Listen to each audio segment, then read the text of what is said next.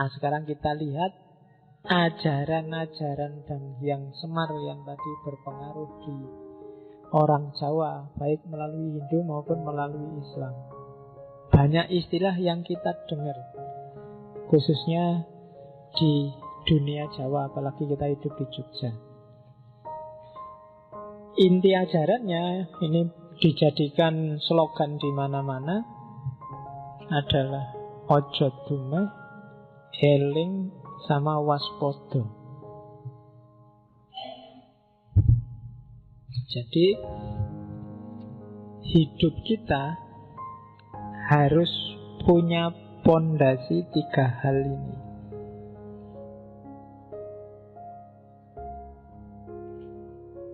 Ojo dumeh, eling sama waspodo. Ojo dumeh itu sikap mental, eling dan waspodo itu pikiran. Jadi ojo dumeh itu makna harafiahnya jangan mentang-mentang. Di level apapun, perilaku, kata-kata, ucapan, bahkan termasuk kata hati, bersitan yang muncul di hati. Jangan mentang-mentang, ojo dumeh. Mentang-mentang cakep terus gonta-ganti pacar, nah itu ojo dumeh. Mentang-mentang pinter terus minteri kancane, itu ojo dumeh. Mentang-mentang banyak kan kamu mentang, bahkan kadang-kadang kan kamu jelek aja mentang-mentang. Ya kan, mentang-mentang jelek kayaknya kan, gitu ada kan. Oke, mentang-mentang jomblo kan ada. Banyak loh kamu mentang-mentang itu. Kamu bisa nyari contoh sendiri sebanyak mungkin. Oke kan, kadang-kadang miskin aja kan mentang-mentang. Saya miskin loh, saya ini termasuk golongan orang yang tertindas loh, saya ini mentang-mentang gitu, mentang-mentang miskin. Hati-hati, aja dumeh. Jadi yang bisa mentang-mentang itu nggak cuma yang kaya. Jadi begitu kamu larut oleh kondisimu saat ini dan kamu jadikan dia modus untuk kepentinganmu yang sementara, itu biasanya sudah dumeh. Aja dumeh. Betul. Mentang-mentang ndak lulus kuliah terus, nah itu kan mentang-mentang. Ya kamu teruskan sendiri. Mentang-mentang jomblo kalau malam minggu terus ngapain gitu kan. Ya wis, kamu rumuskan sendiri. Pokoknya aja mentang-mentang. Termasuk laki-laki dan perempuan. Kadang-kadang jangan salah, perempuan mentang-mentang juga ada. Mentang-mentang perempuan apa-apa pengen didahulukan. Kan ada ladies first kan gitu. Meskipun ngantrinya telat kan ladies first, minta pertama. Itu termasuk. Cowok juga begitu. Mentang-mentang cowok banyak sekali contohnya. Mentang-mentang santri, mentang-mentang ikut ngaji filsafat, sekarang kemana-mana ngomongin filosofis. Nah itu termasuk mentang-mentang. Baru ngerti 1-2, wah kemana-mana sudah berfatwa filsafat. Ojo dumeh. Oke, sejauh mana itu dumeh apa enggak, kalian yang bisa ngukur. Karena ukurannya itu tidak bisa materinya, tapi sikap batinmu. Hal yang sama mungkin mentang-mentang di yang satu, tapi di yang satu sebenarnya enggak. Pinjem uang misalnya, karena kamu tidak punya duit terus pinjem uang. Gayamu pinjem uang, sikap batinmu pinjem uang, itu akan menunjukkan kamu mentang-mentang apa enggak. Termasuk ketika kamu ngutangi. Sikap batinmu ketika ngutangi temenmu itu bisa beda antara kamu mentang-mentang dan enggak mentang-mentang. Yang ngerti kamu sendiri. Jadi ojo dumeh. Yang kedua, gimana caranya Pak biar saya nggak dumeh? Eling. Selalu hadirkan Tuhan dalam hidupmu. Selalu hadirkan yang sejati di kepalamu. Kalau dia hadir terus, biasanya kamu terhindar dari dumeh. Lawan paling gampang dari dumeh itu ikhlas. Dan untuk bisa ikhlas kamu harus eling. Selalu hadirkan Allah setiap mau ngambil keputusan. Selalu masukkan Dia di hatimu dan di kepalamu. Itu namanya orang eling. Eling itu kalau dalam konotasi Jawa tidak sekedar kamu ingat Dia ada, tapi Dia berpengaruh dalam hidupmu. Dan misalnya kamu ingin membela agama, terus kamu mukul orang, ngeprok toko. Kalau ditanya, mbok ingat Allah, mesti kamu lulus. Ini karena saya ingat Allah, ingin bela Allah. Tapi itu ingat dan bela Allah hanya di mulut. Allah tidak hadir dalam hidupmu, karena nggak mungkin Allah semacam itu. Ketika kamu mencaci maki misalnya, apalah orang yang nggak cocok alirannya sama kamu. Ketika kamu maki-maki ini, meskipun kamu merasa ini demi Allah, ini demi kejayaan agama, tapi perilakumu tidak menunjukkan bahwa kamu sedang eling. Karena kalau kamu eling, kamu tidak mungkin berani maki-maki, kamu tidak mungkin berani mukul-mukul, tidak mungkin berani melecehkan orang. Kamu akan malu. Kenapa ada Allah dalam hidupmu? Jadi itu gunanya eling. Ojo dumeh, eling. Terus yang ketiga waspodo. Waspodo itu hati-hati, tidak sembrono. Kenapa harus waspodo? Jangan-jangan yang kamu tadi eling, yang kamu lakukan tidak cocok, bikin malu kalau ketahuan sama yang kamu eling tadi.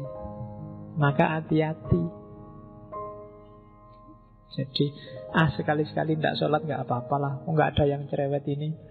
Tapi nggak enak ya. Katanya kan itu eling dan waspodo. Jangan-jangan hanya gara-gara salah kecil ini terus Allah tidak berkenan, terus Tuhan tersinggung, marah sama aku, susah nanti. Itu waspodo namanya. Jadi eling dan waspodo itu biasanya satu paket. Orang yang tidak waspodo biasanya gampang kehilangan elingnya. Orang yang selalu eling itu biasanya cenderung untuk waspodo. Jadi ojo dumeh, eling dan waspodo. Itu yang jadi basis ajaran.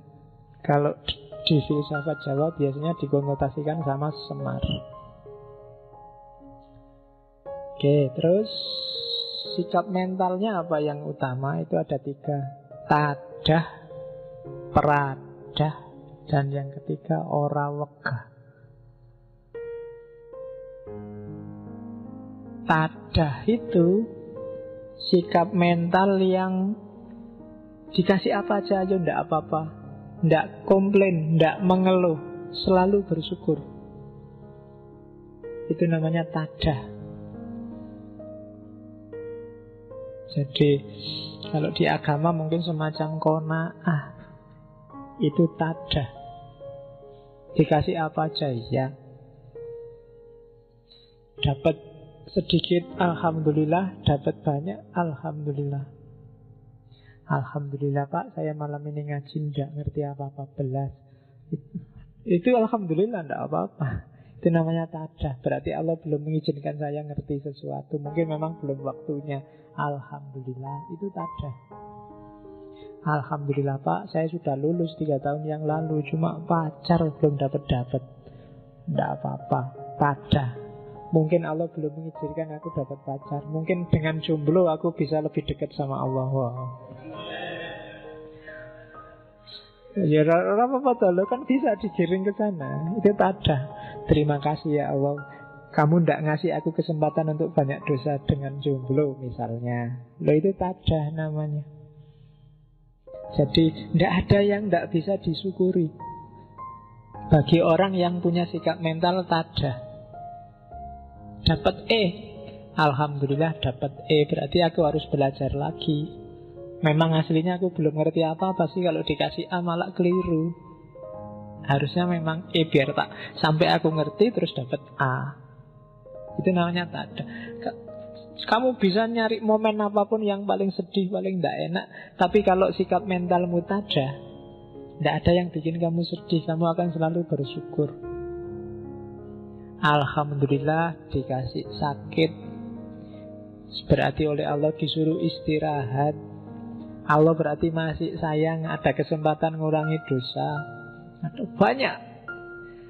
Tergantung sikap mental. Tapi kalau sikap mentalmu penuntut dan pengeluh, dapat apa saja kamu akan nuntut dan ngeluh. Kamu lulus kumlot aja kan mengeluh. Buat apa-apa kumlot? Yang penting itu kan besok dapat kerja apa enggak. Apa sih gunanya kumlot? Lu kumlot itu lo mengeluh. Iya kan? Kamu sudah dapat kerja juga ngeluh, Pak kerja kayak gini hasilnya gak seberapa Pak, paling cukup buat makan lah. Kalau besok mau punya istri, punya anak dikasih apa Pak? Ngeluh. Loh itu sudah dapat kerja, apalagi kalau kamu gak dapat kerja. Yang salah bukan dapat kerja atau enggak, kumlot apa enggak, tapi sikap mentalmu yang keliru. Maka katanya Semar harus tadah. Tidak ada yang nggak bisa diambil hikmahnya, tidak ada yang nggak bisa disyukuri. Itu sikap mental. Yang kedua, prada. Berhadapan dengan yang atas, tada. Dengan horizontal, lingkungan sekelilingmu, itu prada. Mentalmu adalah mental memberi. Jangan punya mental minta-minta dan mudah menerima. Kalau di agama, tangan di atas lebih baik daripada tangan di bawah. Itu prada. Memberi nggak harus uang, ngasih nggak harus sesuatu. Minggu lalu kan di Krishna itu bahkan senyum pun sodako. Prada. Apa yang kamu punya kasih ke orang lain. Yang tehnya masih ada, sebelahnya sudah kosong gelasnya, boleh teh mas. Nah, kalau temennya nggak malu kan, ya sini tak ambilnya gitu. Nggak apa-apa, itu namanya prada. Jiwanya jiwa sosial. Jadi kalau sama Allah menadahkan tangan, sama lingkungan sekeliling ngasih, sama Allah tangan di bawah, sama manusia yang lain tangan di atas. Jangan dibalik. Sama Allah kamu tangan di atas, jadi Allah itu kok perintah terus tiap hari. Ya Allah saya kumlot loh ya. Ya Allah pacar cantik loh ya. Ya Allah diperintahi tiap hari. Sama Allah kamu tangan di atas, sama manusia kamu tangan di bawah. Pak mohon kebijaksanaannya Pak mohon kualik. Jadi sama Allah itu tadah, sama manusia yang lain prada. Dan yang ketiga, ojo males, ora wegah. Sumber persoalan saya sering bilang itu males. Jangan males. Nggak usah milih-milih pekerjaan. Kadang-kadang kamu nyembelikan Allah, bikin kayak gitu aja, nanti besok kalau sudah mau waktunya digarap sebentar aja selesai. Itu biasanya terus jadi sumber masalah. Jatahku presentasi masih lama, besok aja kalau deket. Itu biasanya terus masalah, karena waktunya kamu bikin printernya error. Waduh listriknya mati. Waduh, itu salahmu dewe. Karena kamu selama ini males, ora wegah. Jangan wegahan.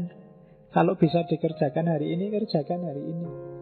Jangan ditunda-tunda. Besok ngerjain yang lain masih banyak. Fa'idha faroghta fansob, kan katanya agama gitu. Kalau selesai ganti kerjaan yang lain masih banyak. Tidak mungkin manusia itu nganggur. Jadi kalau ingin jadi manusia utama, kalian harus punya sikap mental utama. Sikap mental utama itu apa? Tadah, prada, terus ora wegah.